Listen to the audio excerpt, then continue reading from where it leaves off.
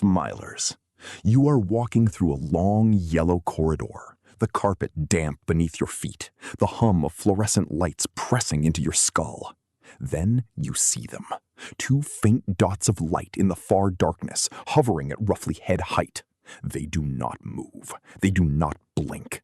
And the moment you shine a light on them, whatever is attached to those eyes will chase you. Smilers are among the most well-known creatures of the Backrooms, and their behavior is built entirely around one terrifying rule. Darkness is their shelter, and light is their trigger. They rest in the shadows between fixtures, curled and still.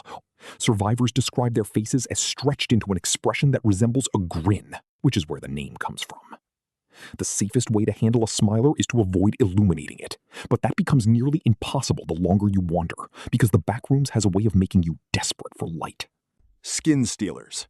Deep in the further levels of the Backrooms, there is a creature that does not hunt by speed or strength, but by imitation. Skin stealers are exactly what the name suggests, entities that are believed to take on the appearance of other humans, mimicking survivors they have encountered or consumed.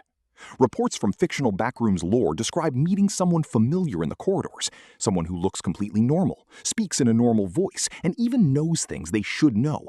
But something is slightly off. A gesture that feels rehearsed, a response that comes a half-second too late.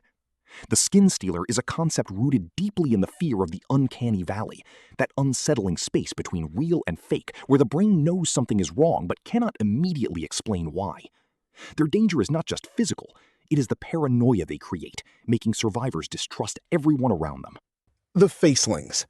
Early in most survivors' time in the Backrooms, before the stranger and more hostile creatures appear, they often encounter Facelings.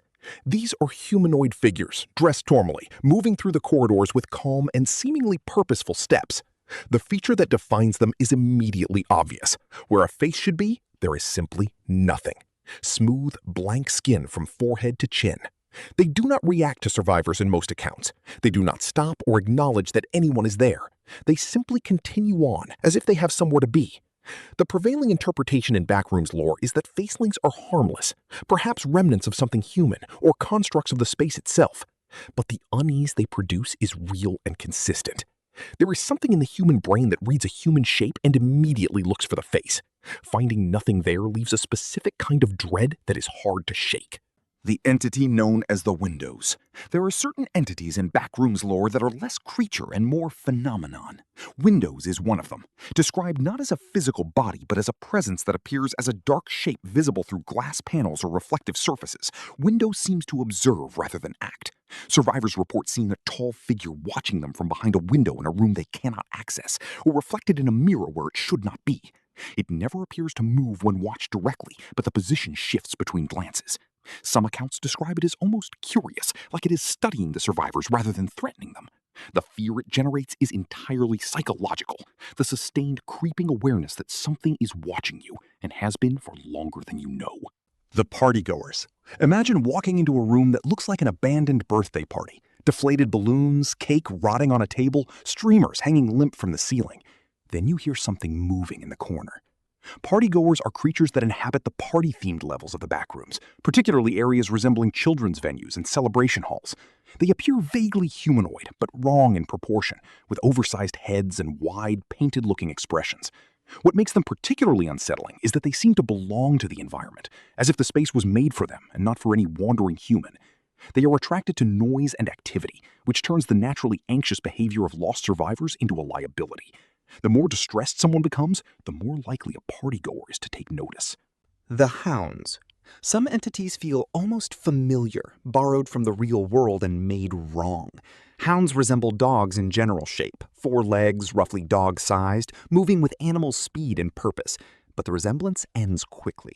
Their skin is described as slick and pale, without fur, and their faces are not quite right. They hunt by sound and movement, and they are fast enough that outrunning one is not a reliable strategy. Hounds typically travel in groups, which makes encounters with them disproportionately dangerous compared to their individual size. The fact that they carry the shape of something domesticated and familiar makes them particularly effective as a fear concept. The brain registers dog, expects a known pattern of behavior, and then receives something entirely different. The Howler. Before you hear it, you will feel it, a low vibration in the air that is more sensation than sound. Then the sound comes, and it is not quite an animal cry and not quite a human one. Howlers are creatures defined almost entirely by the noise they produce, a piercing, echoing shriek that carries through walls and across levels with unnatural range. They are described as tall, thin, and fast, capable of covering ground at speeds that make running a bad idea. The sound they make serves two purposes. It disorients prey and signals other howlers in the area. What makes them especially threatening is that their cry disrupts the senses enough that survivors lose track of direction, which in the backrooms is perhaps the most dangerous thing that can happen. Getting lost is already the default state. Getting more lost because something wants you that way is another problem entirely. The dullers. Not all threats in the backrooms announce themselves. Dullers are creatures that are difficult to see clearly because they seem to absorb or mute the light around them. Not like shadows exactly, but like the air near them simply becomes less vivid. They are humanoid in shape and move slowly, which initially makes them seem manageable. The real danger is their effect on the mind. Extended exposure to a duller is reported to cause a gradual numbing of thought and emotion. Survivors describe feeling their sense of urgency fading, their desire to keep moving dissolving, a growing contentment to simply stop and rest. In a place where stopping can mean never leaving, a creature that makes you want to stop is quietly one of the most lethal things in the entire backrooms.